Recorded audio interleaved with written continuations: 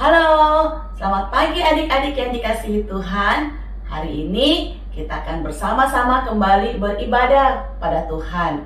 Nah adik-adik, mari siapkan hati kita. Kita akan bersama-sama memuji Tuhan. Adik-adik, sungguh luar biasa. Tuhan memberikan kita sukacita. Setiap hari kita bisa melewati bersama-sama. Setiap hari kita bisa bangun pagi-pagi, kita bersyukur kepada Tuhan.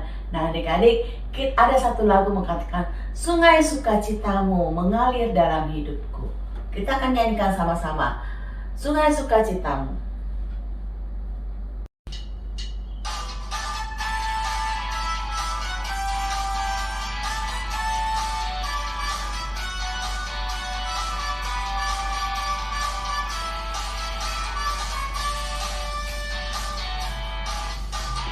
Sungai sukacitamu mengalir dalamku.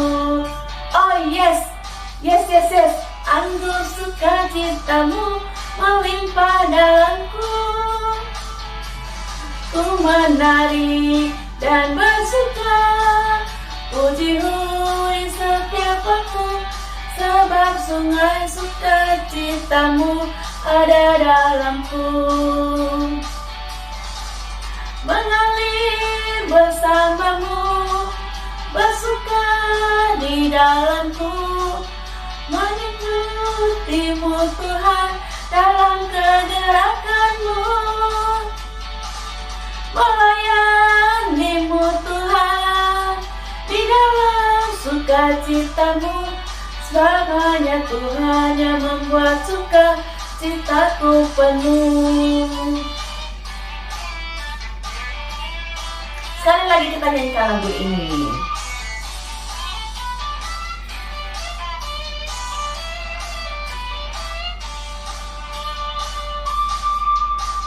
Sungai sukacitamu mengalir dalamku. Oh yes, yes, yes, yes. Anggur sukacitamu melimpah dalamku. Ku menari dan bersuka, puji-puji setiap waktu, sebab sungai sukacitamu ada dalamku. Mengalir bersamamu, bersuka di dalamku, mengikutimu Tuhan dalam kegerakanmu, melayanimu Tuhan di dalam sukacitamu, sebab hanya Tuhan yang membuat sukacitaku penuh. Sebab hanya Tuhan yang membuat sukacitaku penuh.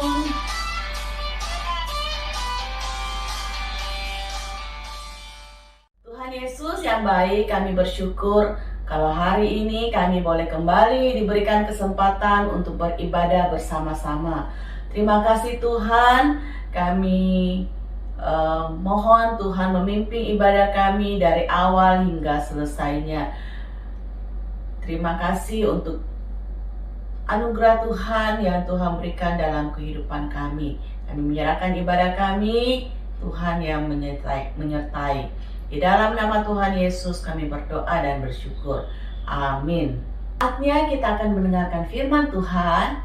Mari sama-sama kita siapkan hati kita. Kita nyanyikan lagu Tabur Firman-Mu Padaku.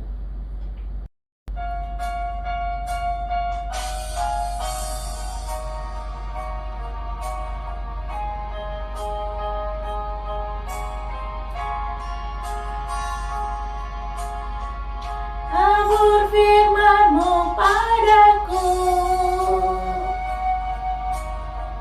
pimpin aku di jalan-Mu, bentuk aku menurut-Mu, agar aku senangkan-Mu. Sekali lagi. Tabur firman-Mu padaku, pimpin aku di jalan-Mu,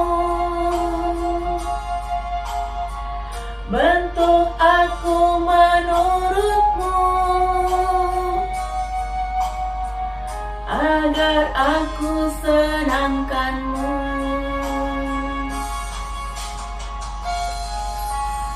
Katakan, Tuhan, bentuk aku menurut kehendak-Mu ya Tuhan. Supaya kita belajar firman Tuhan, kita mau dibentuk oleh Tuhan. Mari sama-sama kita nyanyikan. Tabur firman-Mu padaku, pimpin aku di jalan-Mu, bentuk aku menurut-Mu, agar aku senangkan-Mu. Halo, selamat pagi adik-adik. Bagaimana kabar kalian hari ini? Lose berharap kalian beserta seluruh keluarga senantiasa dalam keadaan baik.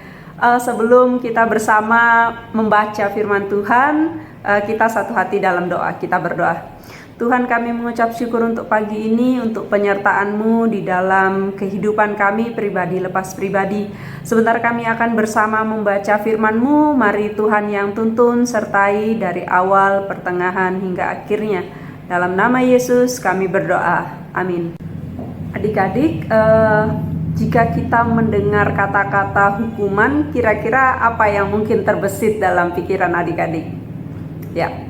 Mungkin ada yang berpikir bahwa hukuman itu pasti adalah sesuatu yang tidak menyenangkan gitu ya. Hukuman adalah sesuatu yang berat.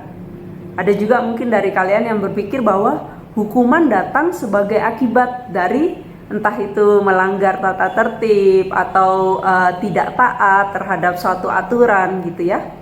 Tetapi rupanya hukuman juga bisa menjadi pembelajaran ya adik-adik ya. Seperti contohnya misal saat dulu kita masih aktif belajar datang di sekolah itu ya. Tiba-tiba di suatu hari ada teman kita yang terlambat datang gitu. Tanpa alasan yang jelas, secara otomatis karena teman kita melanggar peraturan sekolah, pasti dia akan dihukum sesuai dengan peraturan yang berlaku. Nah dari teman kita tadi pasti kita akan belajar untuk kita tidak melanggar peraturan tersebut gitu ya, karena kita tahu bahwa konsekuensinya akan mendatangkan hukuman. Nah pada pagi hari ini kita akan belajar bersama dari cerita firman Tuhan tentang pembuangan bangsa Israel ke Babel. Kita buka bersama firman Tuhan kita, Alkitab kita dari 2 Raja-Raja 24 dari ayat 8 sampai ayat 16. Apakah ayatnya sudah dapat? Ya, baik. 2 Raja-Raja 24 ayat 8 sampai 16. Namun Lose tidak akan membacakan secara keseluruhan. Lose hanya akan membaca ayat 8 sampai 10, kemudian lanjut ke ayat 16. Nantinya adik-adik di rumah bisa membacanya secara lengkap ya. Baik, 2 Raja-Raja 24 ayat 8. Yoyakin berumur 18 tahun pada waktu ia menjadi raja dan 3 bulan lamanya ia memerintah di Yerusalem. Nama ibunya ialah Nehusta binti Elnatan dari Yerusalem. Ayat 9. Ia melakukan apa yang jahat di mata Tuhan, tepat seperti yang dilakukan ayahnya. Ayat 10. Pada waktu itu majulah orang-orang Nebukadnezar, Raja Babel, menyerang Yerusalem dan kota itu dikepung. Ayat 16. Semua orang yang gagah perkasa, 7.000 orang banyaknya, para tukang dan para pandai besi, 1.000 orang banyaknya, sekalian pahlawan yang sanggup berperang dibawa oleh Raja Babel sebagai orang buangan ke Babel. Adik-adik, firman Tuhan yang baru saja kita baca tadi bercerita tentang pembuangan bangsa Israel ke Babel gitu ya. Pembuangan bangsa Israel ke Babel ini sudah jauh hari telah dinubuatkan oleh nabi-nabi Tuhan, jauh sebelum Raja Yoyakin menjabat sebagai seorang raja gitu ya. Adapun pembuangan bangsa Israel ke Babel ini merupakan bentuk murka Allah yang sudah tidak terbendung atas perilaku raja orang Israel yang seringkali melukai hati Tuhan. Seperti yang tadi kita baca pada ayat yang ke-9 gitu ya. Kita akan coba baca kembali, dikatakan bahwa ia melakukan apa yang jahat di mata Tuhan, tepat seperti yang dilakukan ayahnya. Adapun ungkapan ini itu mengarah kepada suatu bentuk ketidaktaatan raja orang Israel kepada Tuhan, dan juga ada di mana mereka melakukan suatu perzinahan dengan memuja atau beribadah kepada allah-allah lain. Itu adik-adik ya. Dan ironisnya lagi bahwa ibadah yang mereka lakukan kepada allah-allah lain itu dilakukan di dalam rumah Allah, bait Allah yang maha suci. Atas tindakan yang mereka lakukan, Allah mendatangkan murka dan hukuman atas bangsa Israel. Hukuman ini tidak tanggung-tanggung adik-adik. Hukumannya adalah Yerusalem yang adalah tempat kediaman Allah dihancurkan tanpa sisa, dan bangsa Israel menjadi bangsa tawanan atau dibuang di Babel. Itu adik-adik ya. Dari cerita ini kita bisa melihat bahwa kesalahan terbesar dari bangsa Israel adalah mereka mendua hati dari Tuhan. Mereka beribadah pada dewa-dewa yang mati gitu ya, pada allah-allah lain.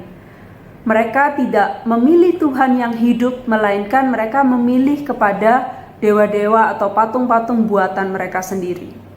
Meskipun Tuhan telah mendatangkan nabi-nabi untuk mengingatkan mereka, untuk menyadarkan mereka agar mereka kembali kepada Tuhan, namun rupanya mereka tetap dengan tindakan mereka. Tentunya tindakan atau perbuatan mereka menyembah atau beribadah kepada allah-allah lain adalah suatu hal yang menyakitkan hati Tuhan, seperti tadi di awal Lause katakan. Olehnya itu adik-adik, melalui renungan kita pada pagi hari ini kita juga diingatkan kembali bahwa kita sebagai umat yang dipilih Tuhan, umat tebusan Tuhan, kita adalah umat yang sudah sepatutnya untuk taat kepada firman Tuhan, untuk takut akan Tuhan, dan menjadikan Tuhan sebagai satu-satunya Tuhan dan juru selamat di dalam kehidupan kita. Nah, lebih lanjut untuk kita boleh mengenal lebih dekat lagi apa yang menjadi kehendak Tuhan dalam kehidupan kita, tentunya kita harus menjaga jam-jam doa kita. Kita harus rajin dalam berdoa dan membaca firman Tuhan. Adik-adik, menutup perenungan kita pada pagi hari ini, kita akan membaca ayat hafalan kita yang terambil dari Amsal 3 ayat 11. Kita buka Alkitab kita akan bacakan bersama-sama. Amsal 3 ayat 11. Hai anakku, janganlah engkau menolak didikan Tuhan, dan janganlah engkau bosan akan peringatannya. Oke ya, kita baca sekali lagi Amsal 3 ayat 11. Hai anakku, janganlah engkau menolak didikan Tuhan, dan janganlah engkau bosan akan peringatannya. Kita tutup Alkitab kita baca bersama-sama. Amsal 3 ayat 11. Hai anakku, janganlah engkau menolak didikan Tuhan, dan janganlah engkau bosan akan peringatannya. Kita satu hati dalam doa. Tuhan, kami mengucap syukur untuk hari ini, untuk renungan yang boleh kami renungkan bersama. Ajar kepada kami Tuhan untuk senantiasa kami taat terhadap perintah Tuhan, untuk kami boleh hidup sebagaimana Tuhan kehendaki. Terima kasih Tuhan untuk cinta kasih-Mu. Kami menyerahkan satu hari ke depan, satu minggu ke depan aktivitas kami Tuhan ke dalam tangan pengasihan-Mu. Terima kasih Tuhan, di dalam nama Yesus kami berdoa. Amin. Selamat hari Minggu, Tuhan Yesus memberkati.